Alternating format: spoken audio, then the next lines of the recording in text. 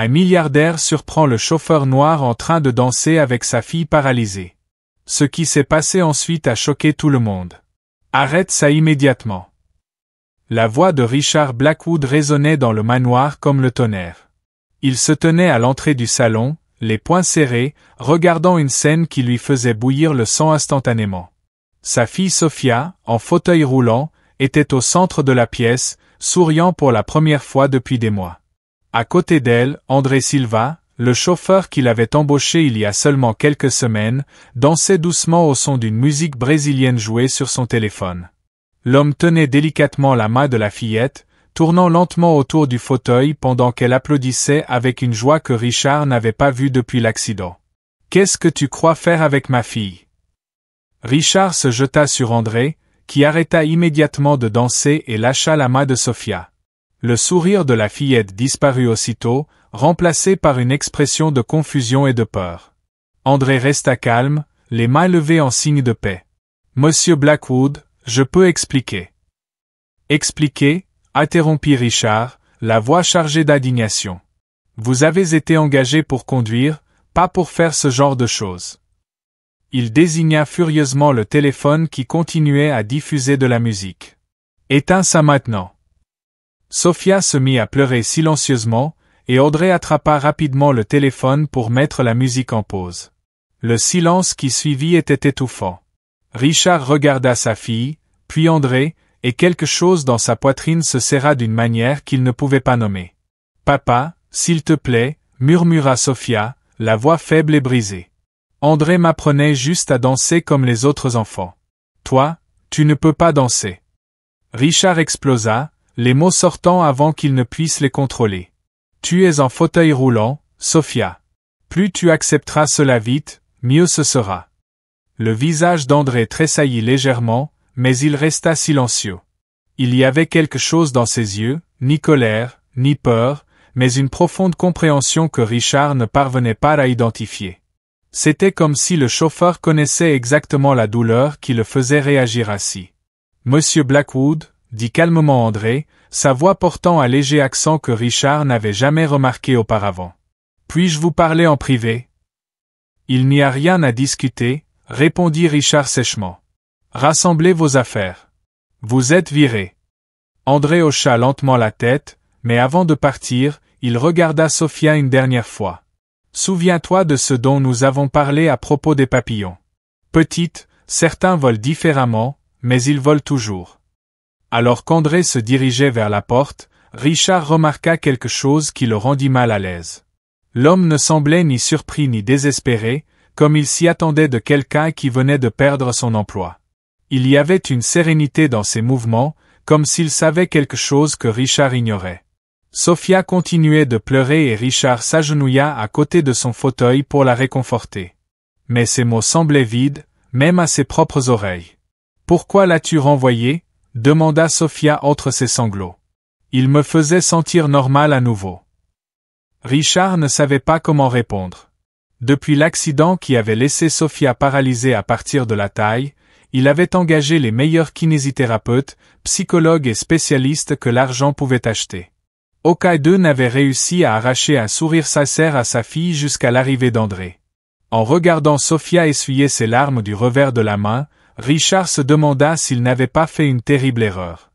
Il y avait quelque chose chez ce chauffeur qui ne collait pas, quelque chose qui déclenchait des alarmes dans son esprit analytique, mais pas du genre auquel il s'attendait. Si cette histoire de préjugés et de découvertes inattendues touche votre cœur, n'oubliez pas de vous abonner à la chaîne, car ce que Richard allait découvrir sur André changerait non seulement sa perception du chauffeur, mais aussi de lui-même, d'une manière qu'il n'aurait jamais imaginée. 3 jours s'étaient écoulés depuis le licenciement, et le manoir Blackwood semblait être revenu à sa routine silencieuse et froide. Richard se plongea dans son travail, se convainquant d'avoir pris la bonne décision. Après tout, il ne pouvait pas laisser des étrangers profiter de la vulnérabilité de sa fille. Mais Sophia ne coopérait pas avec son plan de normalité. La fille refusait de quitter sa chambre, repoussait ses repas et pleurait chaque fois qu'elle entendait le bruit des voitures dans l'allée, espérant que c'était André qui revenait. Les kinésithérapeutes engagés par Richard rapportèrent une résistance totale. Elle refusait tout simplement de participer à la moindre activité. « Papa, pourquoi André ne revient-il pas ?» Sofia demanda pour la 10e fois ce matin-là, ses larmes laissant des traces sur sa tête d'oreiller. « On en a déjà parlé, ma chérie. Il n'était pas la bonne personne pour ce travail, répondit Richard en s'ajustant la cravate devant le miroir. Mais il me comprenait, murmura Sofia en tournant le visage vers le mur.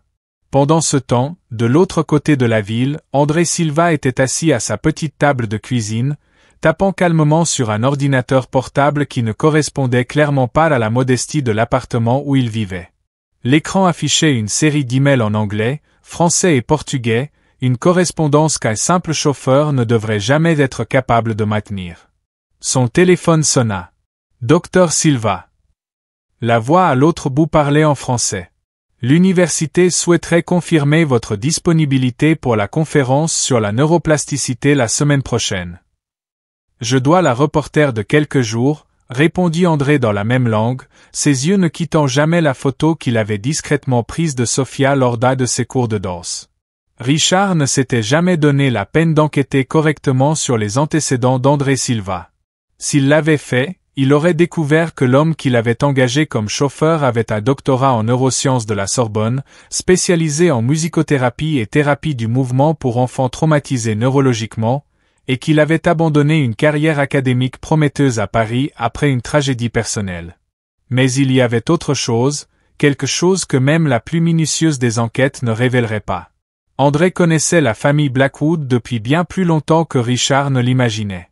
Alors que Richard se préparait pour une autre journée à essayer d'ignorer les sanglots de sa fille, son assistant personnel, James, entra dans le bureau avec une expression inquiète. « Monsieur Blackwood, je dois vous signaler quelque chose d'étrange, » dit James en consultant sa tablette. « Le chauffeur que vous avez renvoyé.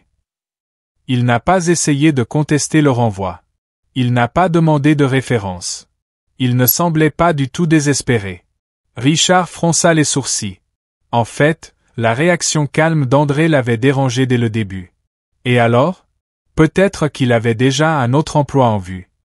C'est juste que j'ai fait quelques vérifications, monsieur. J'ai découvert qu'il a une formation académique avancée.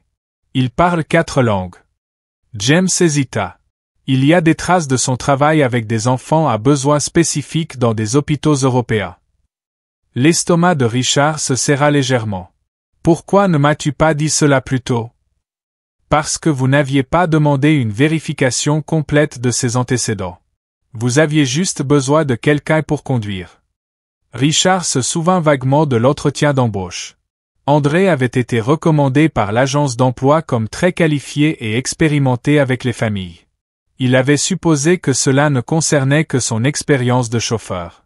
Ce jour-là, Richard rentra chez lui plus tôt et trouva Sofia exactement comme il l'avait laissée, immobile sur le lit, regardant par la fenêtre. Mais cette fois, elle chuchotait quelque chose. « À qui parles-tu, ma chérie ?» demanda-t-il en s'approchant. « Au papillon » répondit Sofia sans se retourner. « André m'a appris que certains volent différemment, mais ils volent toujours, comme moi. » Richard ressentit une oppression dans sa poitrine. C'étaient les dernières paroles qu'André avait dites à Sofia avant de partir. Plus tard, après que Sofia se fut endormie, Richard se surprit à aller au garage où il trouvait souvent André en train de nettoyer la voiture en chantonnant doucement. L'endroit était maintenant vide et silencieux, mais quelque chose attira son attention. Sur le siège de la voiture, André avait laissé un petit dossier en cuir. Richard l'ouvrit, s'attendant à trouver des documents personnels. À la place, il trouva des articles médicaux sur la paralysie infantile, des techniques de musicothérapie, et une série de notes manuscrites portant les initiales SPK, pour Sofia Blackwood. Les notes étaient détaillées, professionnelles, et révélaient une connaissance de l'état de Sofia bien au-delà de ce que tout chauffeur devrait posséder. Il y avait des schémas d'exercice, des progressions musicales adaptées, et un plan de traitement s'étendant sur plusieurs mois. Au bas du dossier, Richard trouva une photo fanée. Un jeune homme en blouse blanche à côté d'une femme blonde dans un lit d'hôpital, tous deux souriant à la caméra. La femme avait les mêmes yeux bleus que Sofia. C'était sa femme, Elena. La femme morte dans l'accident qui avait laissé Sofia paralysée. La photo datait d'il y a plusieurs années, prise dans un hôpital de Paris. Au verso, une note en français. Dr André Silva, spécialiste en traumatologie neurologique pédiatrique, traitement d'Helena Blackwood. Richard laissa tomber la photo, les mains tremblantes.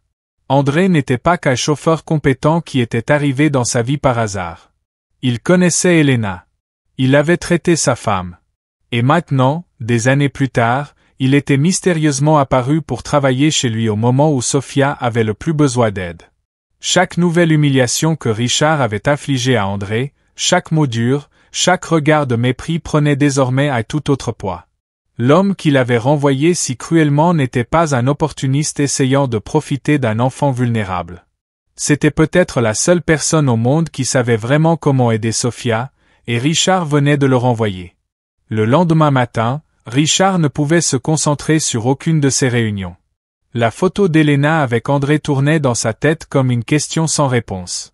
Comment le destin avait-il pu amener le médecin de sa femme à travailler comme chauffeur chez lui juste au moment où Sophia avait le plus besoin de lui? Ce ne pouvait pas être une coïncidence. Richard annula tous ses rendez-vous et ordonna à James d'engager immédiatement une agence d'investigation privée. Je veux tout savoir sur André Silva. Chaque document, chaque emploi, chaque souffle qu'il a pris ces dernières années. Monsieur, puis-je demander pourquoi c'est si urgent? Demanda James en ajustant nerveusement ses lunettes. J'ai découvert que notre ancien chauffeur n'était pas celui que nous pensions, répondit Richard, toujours tenant la photo. Et je dois savoir exactement à qui j'ai affaire. Pendant ce temps, Sophia s'était aggravée. Elle refusait de manger, ne parlait à personne, et avait développé une faible fièvre que les médecins ne pouvaient expliquer. Le kinésithérapeute rapporta que la fille avait simplement fermé les yeux pendant toute la séance, comme si elle avait complètement abandonné. C'est comme si elle avait perdu la volonté de vivre, murmura le docteur Peterson, le pédiatre de la famille, après avoir examiné Sophia. Vous suggérez que ma fille est malade parce que j'ai renvoyé un chauffeur? Interrompit Richard, la voix lourde d'incrédulité et d'irritation. Je suggère que vous avez peut-être sous-estimé l'importance de cette personne dans sa guérison. Ce jour-là, le rapport de l'agence arriva par email crypté. Richard s'enferma dans son bureau et commença à lire, ses certitudes s'effondrant page après page. André Silva avait obtenu son diplôme de médecine à l'université de São Paulo, spécialisé en neurologie pédiatrique en France, et avait travaillé plusieurs années à l'hôpital Necron-Faune Malade à Paris, le même hôpital où Helena avait été soignée lors d'un stage de recherche. Mais il y avait plus. André avait perdu sa propre fille dans un accident de voiture quelques années auparavant. Luna Silva, âgée de 5 ans, était morte dans des circonstances similaires à celles qui avaient laissé Sophia paralysée. Après cette tragédie, André avait abandonné la médecine traditionnelle et avait commencé à développer des techniques non conventionnelles de thérapie par la musique et le mouvement pour les enfants traumatisés. Le rapport incluait des articles scientifiques publiés par André, des citations dans des revues médicales internationales, et quelque chose qui glaça le sang de Richard, une interview donnée à un journal français 2 ans plus tôt, où André exprimait son intention de trouver d'autres enfants comme Luna et de leur offrir une seconde chance de sourire. Richard prit son téléphone et composa le numéro d'André. Le téléphone sonna plusieurs fois avant qu'une voix calme ne réponde. « Je sais que vous avez découvert qui je suis, » dit André sans même attendre un salut. « Pourquoi ne m'as-tu pas dit dès le début » demanda Richard, la voix mêlant colère et confusion. « Parce que des hommes comme vous n'embauchent pas d'anciens médecins pour conduire des voitures. Vous engagez des chauffeurs. Et Sophia avait besoin de quelqu'un qui puisse être à ses côtés sans éveiller de soupçons ni d'attente. » Des soupçons? À quel jeu jouez-vous avec ma famille? André soupira profondément à l'autre bout du fil. « Monsieur Blackwood, votre femme Helena est venue me voir quelques mois avant l'accident. Elle recherchait des traitements alternatifs pour la paralysie infantile parce que les médecins avaient déjà diagnostiqué un problème durant sa grossesse qui pourrait affecter Sophia à l'avenir. » Richard eut l'impression que le sol se dérobait sous ses pieds. « C'est impossible. Sophia est née parfaitement saine. Elle l'était. Mais Helena savait qu'il y avait un risque génétique. Elle préparait un plan de traitement préventif au cas où quelque chose se produirait. Elle m'a demandé de promettre que si jamais Sophia en avait besoin, je ferais tout mon possible pour l'aider. Les paroles d'André résonnaient dans le bureau silencieux comme une confession qui réécrivait toute l'histoire que Richard croyait connaître. Elena lui avait caché un secret médical. Elle s'était préparée à une tragédie qui n'était pas encore arrivée. « Tu mens », murmura Richard, mais sa voix manquait de conviction. « C'est dans son testament, Monsieur Blackwood. Dans la partie que vos avocats ont probablement classée comme les délires d'une femme enceinte inquiète. Elena a laissé des instructions précises sur la manière dont Sophia devait être soignée en cas de paralysie. » Richard ouvrit rapidement les fichiers numériques du testament d'Elena sur son ordinateur. Là, à la page qu'il avait complètement ignorée, il lut. En cas de traumatisme neurologique ou de paralysie touchant notre fille Sophia, je recommande de contacter le docteur André Silva, spécialiste en thérapie non conventionnelle. Ces méthodes peuvent sembler non orthodoxes, mais elles fonctionnent là où la médecine traditionnelle échoue. Mon Dieu, murmura Richard en laissant tomber le téléphone. James apparut à la porte à ce moment-là, portant un dossier de documents. Monsieur, il y a quelque chose que vous devez voir. J'ai trouvé des preuves de paiement que votre épouse a fait à une clinique à Paris. Des paiements mensuels qui ont continué d'être débités automatiquement d'un compte commun jusqu'au mois dernier. Richard prit les documents avec des mains tremblantes. Elena avait payé cette clinique de réhabilitation pour enfants toutes ces années. Une clinique où André travaillait comme consultant. Il nous observait, murmura Richard. Il attendait. Pas observait, monsieur, corrigea doucement James. Attendant d'être nécessaire. À cet instant, Richard prit conscience de l'étendue de son arrogance. Il avait humilié et renvoyé l'unique homme au monde que sa femme avait spécifiquement choisi pour s'occuper de Sophia. Il avait traité d'opportuniste le médecin qui avait abandonné une brillante carrière pour tenir une promesse faite à une femme morte. Pire, il l'avait fait devant Sophia, brisant la seule véritable connexion que la fille avait formée depuis l'accident. Richard rappela André. « J'ai besoin que tu reviennes. » « Ça ne fonctionne pas comme ça, » répondit calmement André. « Je ne suis pas un employé que vous pouvez licencier et réengager à votre convenance. Je suis un médecin qui a fait une promesse. Que veux-tu alors ? Je veux que vous arrêtiez d'essayer de contrôler la guérison de votre fille et que vous commenciez à y participer. Je veux que vous admettiez que vous ne savez pas ce qui est mieux pour Sophia. Et je veux que vous vous excusiez, pas auprès de moi, mais auprès d'elle. » Richard avala son orgueil comme une pilule amère. « Et si je fais ça, alors peut-être que Sophia a encore une chance de bonheur. » Alors que Richard réalisait l'ampleur de ses erreurs, une notification apparut sur son téléphone. Un message d'un numéro inconnu. « Sophia m'a demandé de vous envoyer ça. » C'était une vidéo de quelques minutes. Dans la vidéo, Sophia apparaissait assise dans son fauteuil roulant dans ce qui ressemblait à un cabinet médical, souriant alors qu'elle bougeait les bras en synchronie avec une musique douce. Ses jambes, bien qu'immobiles, se balançaient légèrement au rythme. André apparut brièvement dans un coin de l'écran, guidant ses mouvements avec une patience infinie. Le message accompagnant la vidéo était dévastateur de simplicité. Elle l'a enregistré la semaine dernière alors qu'elle croyait encore que vous l'aimiez plus que votre propre orgueil. Richard comprit à cet instant qu'il avait perdu bien plus qu'un employé. Il avait perdu la confiance de sa propre fille. Et maintenant, pour la première fois depuis des années, il n'était pas sûr de pouvoir jamais regagner ce qu'il avait détruit avec son arrogance et ses préjugés. Mais alors qu'il regardait la vidéo pour la 5e fois d'affilée, une détermination différente commença à grandir dans sa poitrine. Pas la détermination à contrôler, mais l'humilité d'apprendre. Et peut-être, juste peut-être, qu'il n'était pas trop tard pour devenir le père que Sophia méritait d'avoir.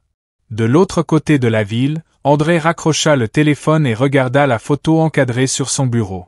Luna, sa fille, souriant dans un fauteuil à bascule peu avant l'accident. « Encore une, ma petite, » chuchota-t-il. « Nous en sauverons encore une. » Richard conduisit jusqu'à l'appartement d'André sans prévenir, le rapport de l'enquête plié dans sa main tremblante. Il le trouva assis sur le balcon, lisant un livre en français comme s'il attendait cette visite. « Tu avais tout planifié » dit Richard franchement en montant les marches menant au petit appartement. « Depuis le premier jour. » André ferma calmement le livre et fit un geste vers la chaise à côté de lui. Assieds-toi, monsieur Blackwood. Il est temps que nous parlions comme deux hommes qui aiment le même enfant. Non, explosa Richard. Tu as menti sur qui tu étais. Tu as manipulé ma famille. Tu as utilisé la mémoire de ma femme pour accomplir une promesse que je lui avais faite.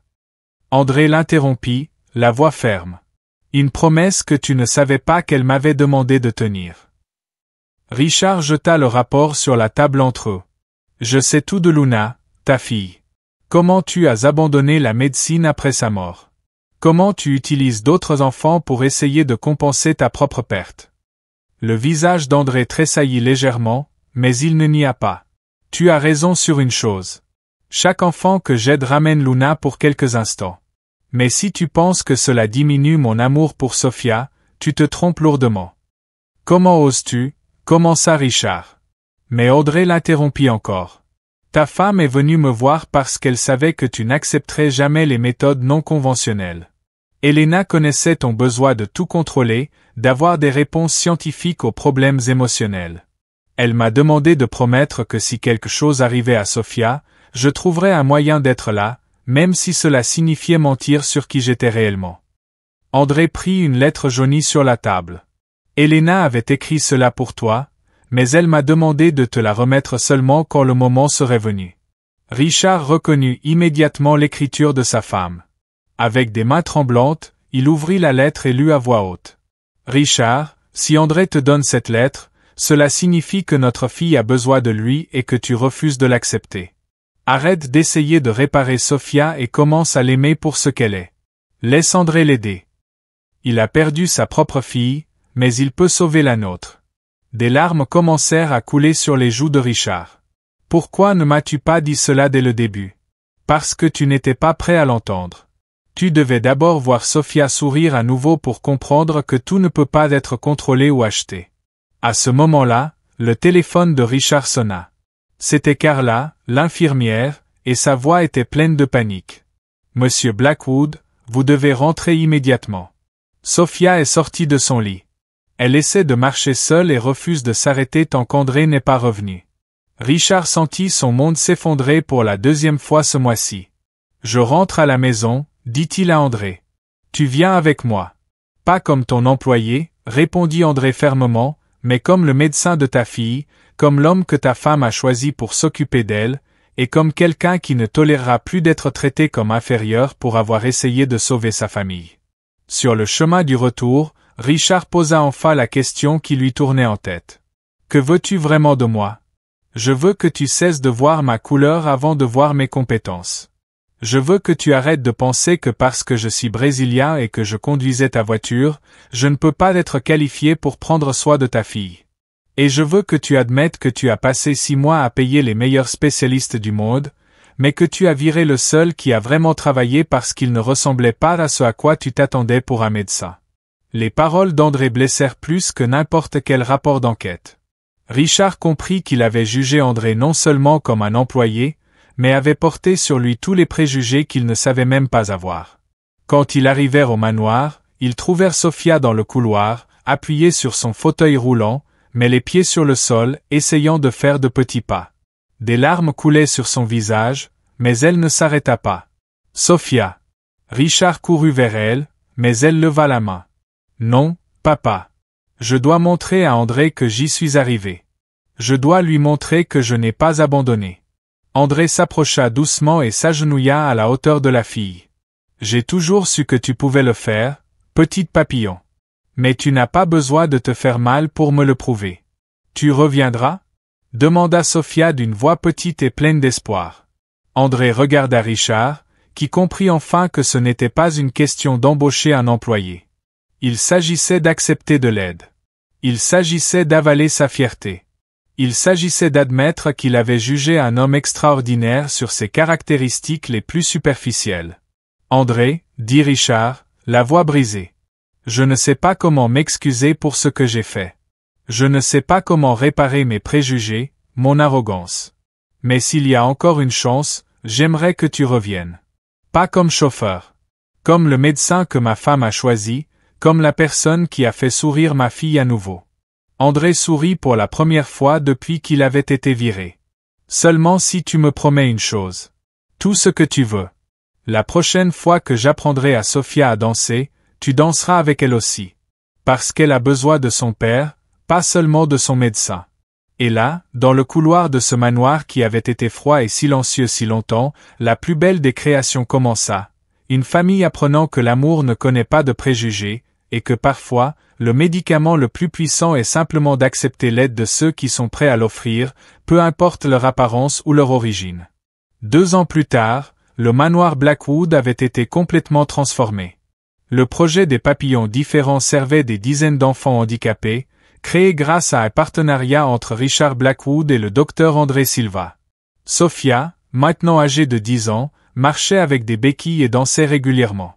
Son rire résonnait dans les couloirs de la maison transformée en un centre d'espoir. « Papa, aujourd'hui, nous allons apprendre à la nouvelle fille à danser », annonça Sofia en entrant dans le bureau. Elle a peur, mais je vais lui montrer que danser en fauteuil est beau aussi. Richard sourit, se rappelant quand il pensait qu'il était impossible pour quelqu'un en fauteuil roulant de danser. André était devenu bien plus qu'un médecin. Il était le frère que Richard n'avait jamais su qu'il avait besoin. Lors des réunions avec des investisseurs, Richard n'hésitait pas à dire la vérité. J'ai failli détruire la seule chance de bonheur de ma fille parce que j'ai jugé un médecin extraordinaire à la couleur de sa peau. Mes préjugés ont failli coûter le bonheur de Sofia. La cérémonie de remise des diplômes de la première promotion eut lieu dans la grande salle. 23 enfants avaient terminé le programme. Sofia monta sur scène avec ses béquilles et exécuta une chorégraphie qu'elle avait créée. Il y a 2 ans, je pensais que je ne serais jamais heureuse, dit-elle dans le micro. Aujourd'hui, je sais qu'être différent ne veut pas dire être moins spécial. Cela signifie que tu voles à ta manière unique. André regardait, ému, se rappelant ses premiers mots à Sofia. Certains papillons volent différemment, mais ils volent quand même. Richard perdit des amis dans son cercle élitiste qui n'acceptait pas son partenariat avec un homme noir, mais il gagna une vraie famille et un but dans la vie. J'ai appris que le préjugé n'est pas seulement une injustice envers les autres. C'est une prison que nous construisons pour nous-mêmes, déclara-t-il dans une interview nationale. Quand j'ai finalement vu André pour ce qu'il était vraiment, je n'ai pas seulement sauvé ma fille, j'ai sauvé moi-même. Le projet aide 300 familles par an. André publia gratuitement sa méthodologie pour les médecins du monde entier. Richard découvrit que construire des vies était plus gratifiant que bâtir des fortunes. Le manoir qui était un tombeau silencieux pulsait désormais de musique et d'espoir. Richard prouva que la meilleure vengeance contre le préjugé est d'en faire des ponts vers un monde meilleur. Si cette histoire vous a montré comment nos jugements peuvent nous aveugler au miracle juste devant nous, abonnez-vous à la chaîne pour plus d'histoires qui prouvent que la grandeur humaine n'a ni couleur ni statut social.